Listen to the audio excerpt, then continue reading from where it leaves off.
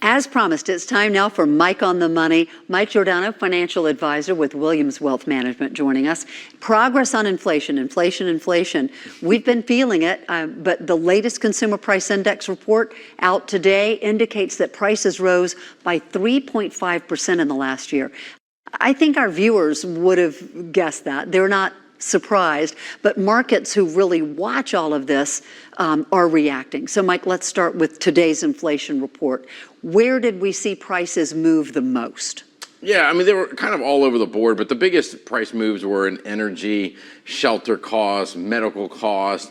A big one was auto insurance, right? Wow. And that's something that the Fed kind of watches because it can kind of be sticky. So prices were kind of up all across the board, services being the highest. And these are all things that we can't do without. So third straight month where we saw prices rise more than the expectations, and that might be the key, right? Yes, that expectation we're looking for.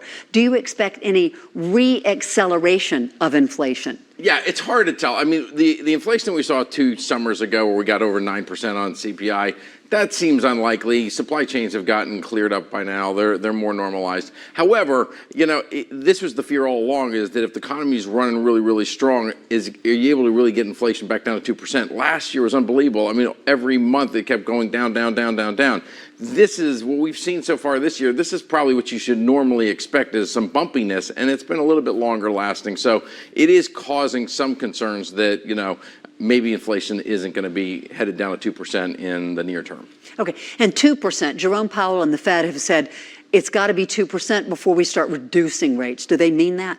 I mean, that's the goal. So when you're not achieving your goal, you got to say that, you know, we're still going for the goal. If you change the goalpost, then, you know, it takes away a lot of your credibility. You think any reductions by June or this year even? No, I mean, it seems, so June was what we were expecting. You know, the market's been screaming higher since October because that's when people expected, okay, the Fed's done hiking, they're going to start cutting, so now it's just waiting on those cuts. And at the beginning of the year, we thought we were going to get 7 cuts, which is almost 2 full percentage points. Then it got pared down to 3. Now we're looking at 1 or 2, and there's plenty of people saying we might not get any cuts this year. So it's been a massive change. So maybe that's what the markets are reacting to. What about our investments? I mean, the markets have been doing pretty well, kind of no matter what. It's been la-di-da about inflation, but are they going to react to this? Oh, no, that's 100% right. I mean, the markets have been in a phenomenal mood. They've been super excited, and they're looking past a lot of these types of things. Even today, the market wasn't necessarily down that much given the magnitudes of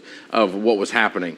I would say, you know, in terms of your investments, think about where you're positioned right now versus what you really like to be positioned, how you really like to be positioned. And so I wrote over the weekend that, you know, if you're a madman driving through rush hour Atlanta traffic at 90 miles an hour, weaving in and out, and you haven't had an accident yet, don't go, oh man, the risks are over. I mean, I'm just that good of a driver. There's no accident.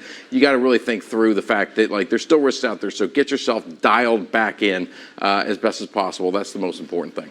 Mike Giordano, always great to have you with us. For Mike on the Money, we'll be right back.